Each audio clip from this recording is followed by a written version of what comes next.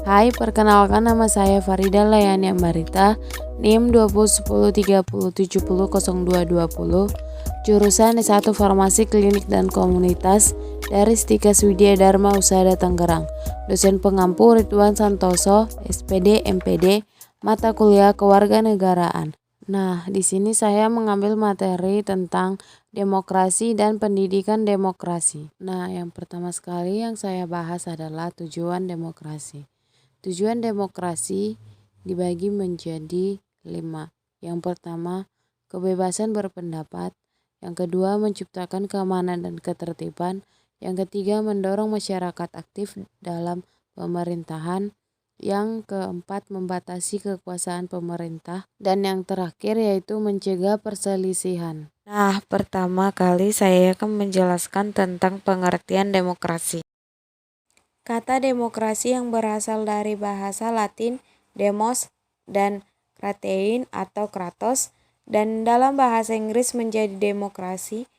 Menurut Abraham Lincoln, demokrasi adalah suatu pemerintahan dari rakyat, oleh rakyat, dan untuk rakyat. Menurut konsep demokrasi, kekuasaan menyiratkan arti politik dan pemerintahan, sedangkan rakyat beserta warga masyarakat didefinisikan sebagai warga negara.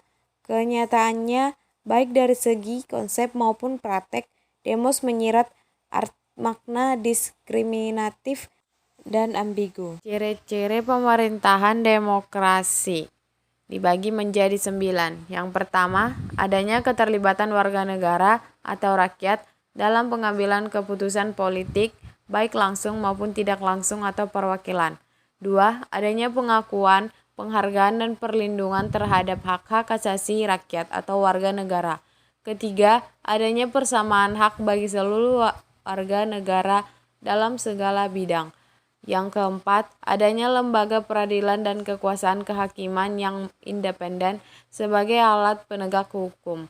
Yang kelima, adanya pengakuan terhadap perbedaan keragaman. Yang keenam, adanya kebebasan dan kemerdekaan bagi seluruh warga negara. Yang ketujuh, adanya keterlibatan warga negara atau rakyat dalam pengambilan keputusan politik, baik langsung maupun tidak langsung atau perwakilan. Dan yang ke-8, adanya pemilihan umum untuk memilih wakil rakyat yang duduk di lembaga perwakilan rakyat. Dan yang terakhir, adanya pers atau media massa yang bebas untuk menyampaikan informasi dan mengontrol perilaku atau kebijakan pemerintah. Dan yang kedua akan dibahas tentang bentuk-bentuk demokrasi. Menurut Hague dalam jurnal Damanhuri pada tahun 2014 halaman 54, sistem presidensial memiliki 3 unsur pokok, yaitu 1. Presiden yang dipilih rakyat memimpin pemerintahan dan mengangkat pejabat-pejabat pemerintahan yang terkait. Kedua, tidak ada status tumpang tindih antara badan eksekutif dan badan legislatif.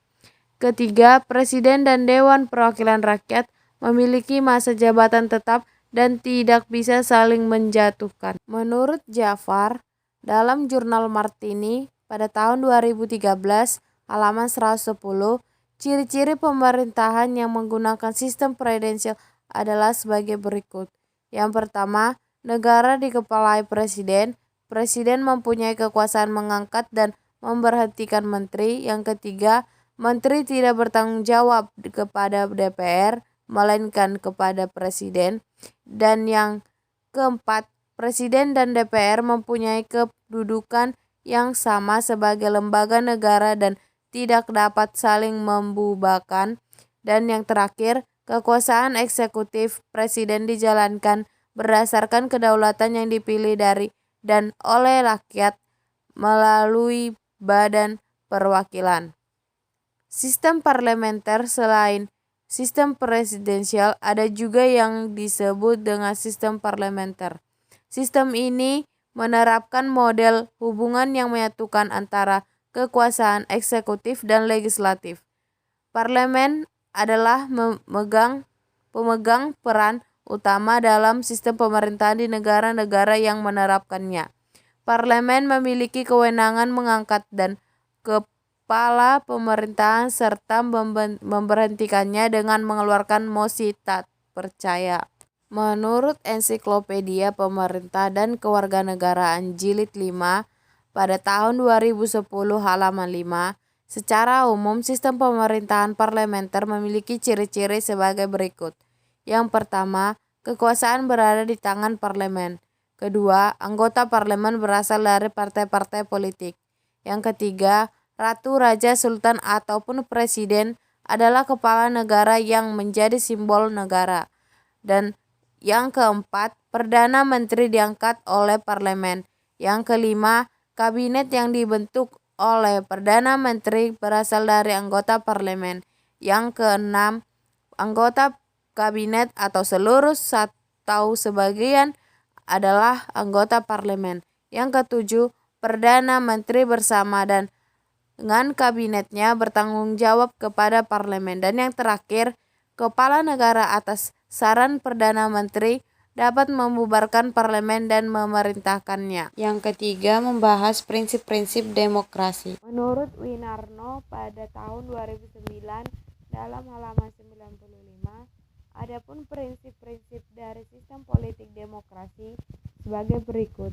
Yang pertama, pembagian kekuasaan eksekutif, legislatif, dan yudikatif berada pada badan yang berbeda. 2. Pemerintahan konstitusional. 3. Pemerintahan berdasarkan hukum atau rule of law.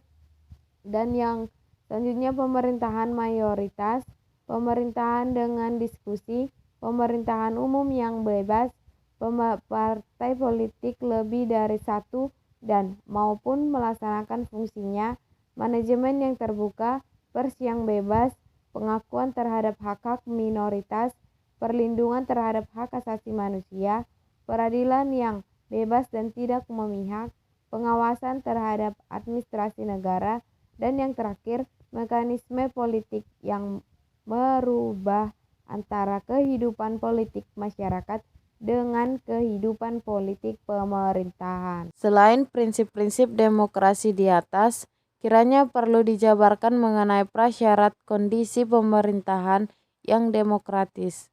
Prasyarat itu adalah yang pertama, pertumbuhan ekonomi, yang kedua, pluralisme, yang ketiga, hubungan yang seimbang antara negara dan rakyat, yang keempat, tingkat pendidikan atau kualitas. Yang keempat yaitu demokrasi di Indonesia. Pemahaman demokrasi di Indonesia menurut Sumarsono dan kawan-kawan pada tahun 2002 pada halaman 21. Yang pertama, dalam sistem kepartaian dikenal adanya 3 sistem kepartaian, yaitu sistem multipartai, 2 partai, dan sistem 1 partai. Yang kedua, sistem pengisian jabatan kekuasaan negara. Yang ketiga, hubungan antara pemegang kekuasaan negara, terutama antara eksekutif dan legislatif. Perkembangan demokrasi di Indonesia dapat dibagi menjadi 4 periode.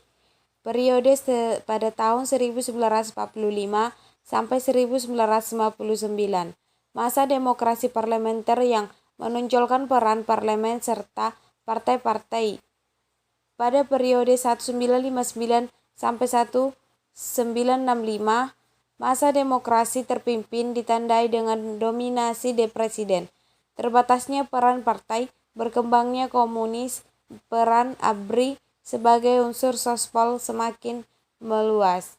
Pada periode 1966 sampai 1998, masa demokrasi Pancasila, era Orde Baru ditandai peran presiden yang dominan terhadap lembaga-lembaga negara yang lain. Pancasila hanya dijadikan kedok penguasa. Pada periode 1999 sampai sekarang, peran parpol kembali menonjol. Iklim demokrasi memperoleh nafas baru, multipartai. Sekian penjelasan dari saya mengenai demokrasi dan pendidikan demokrasi.